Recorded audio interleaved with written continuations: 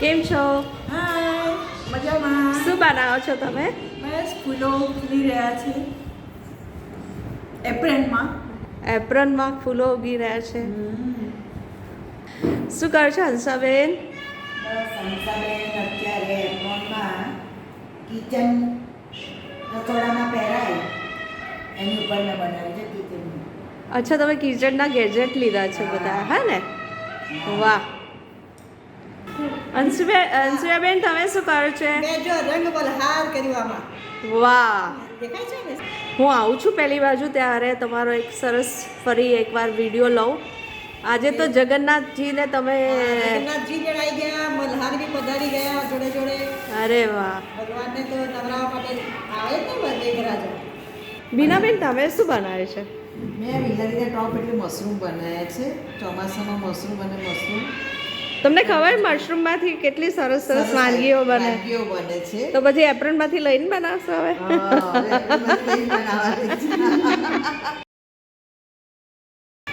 કેમ છો પેનિલબેન? બસ ફાઇન.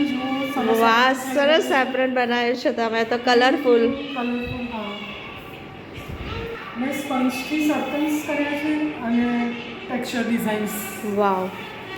જુદા જુદા કરી છે અને પાંદડાની પ્રિન્ટ પણ પાડી છે. ઓ, એટલે તમે નેચરની સાથે તમે લઈને કર્યું છે. વાહ. જગન્નાથજીને તો તમે ઘરે જ લઈ આવ્યા કેમ? વાહ. આજે રથયાત્રા દિવસે છે. આજે હા, ત્યારે યાદ કરો. બસ ભગવાનની યાદ આવે, ભગવાનનું નામ લે, રસોઈ કરી. જે રણછોડ માખણ ચોર, હે? ખૂબ સુંદર.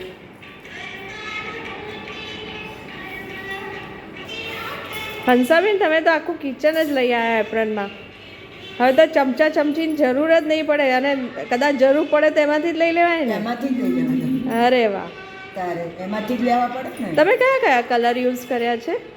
મેં એક સ્કાય બ્લુ છે, પછી ટર્કોઇઝ બ્લુ છે અને સી ગ્રીન છે. ઓહ, તો તમને આ 3 કલર તમે કેમ લીધા છે? કઈ? એકચ્યુઅલી આ કલર મારા ફેવરિટ છે, ગ્રીન બ્લુ. હા. એટલે મને એમાં જ પિક્ચર બનાવું તો, અને આજે મેં પહેર્યું છે એવું છે. નૈનાબેન, તમારા ફ્લાવર તો બ્લોસમ થઈ ગયા છે, બહુ સુંદર. અને તમે બધાને આજે એક સરસ પ્રવૃત્તિ આપીને એ બી એક બહુ ફાઇન, મજા આવી ગઈ. હા, તમે બધા આવ્યા એટલે મને ઘણું જ ગમ્યું કે આ વર્કશોપને સક્સેસ બનાવી. બરાબર છે. ના, વર્કશોપને તો સક્સેસ થવાનું જ હતું. રથયાત્રા જો નીકળી છે અને આપણે આવા બધા કાર્યથી, સારા કાર્યથી ભગવાન જગન્નાથને આપણે રીઝવવાનો પ્રયત્ન કરીએ. કરવું જ જોઈએ. જય જગન્નાથ. જય જગન્નાથ. હેલો, કેમ છો બધા? આજે મારા સ્ટુડિયોમાં એપ્રન વર્કશોપ ચાલી રહ્યો છે. ભાવનાબેન મહેતા, હાય, કેમ છો? વાવ, સરસ પતંગ ઉડી રહ્યા છે. બીનાબેન, કેમ છો? બસ, વરસાદના મશરૂમો ઉગી ગયેલા છે એપ્રન પર. ખૂબ જ સુંદર. હાય ફેનાલીબેન. હેલો. અરે વાહ, શું ચાલી રહ્યા છે? ફૂલો ઉગી ગયા છે. વાવ વાવ, મસ્ત, સરસ. બધી મહિલાઓ ફાઇન કામ કરી રહ્યા છે. હાય અંશુયાબેન. જગન્નાથ અહીંયા આવી ગયા છે મારા ઘરે, મારા સ્ટુડિયોમાં. ખૂબ જ સુંદર કામ ચાલી રહ્યું છે. હાય હંસાબેન. હેલો. વાવ, શું ચાલી રહ્યું છે? બસ કિચન વેર કરી રહી છું. અરે વાહ, ઓબ્જેક્ટ ડ્રોઈંગ ચાલી રહ્યું છે. ઘણું જ સુંદર છે. Thank you. Vav.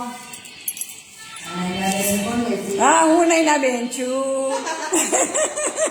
Hi everyone. હવે હું મારા ચિત્ર તરફ જઈ રહી છું, તમને બતાવી રહ્યું છું કે જરૂરથી જોશો.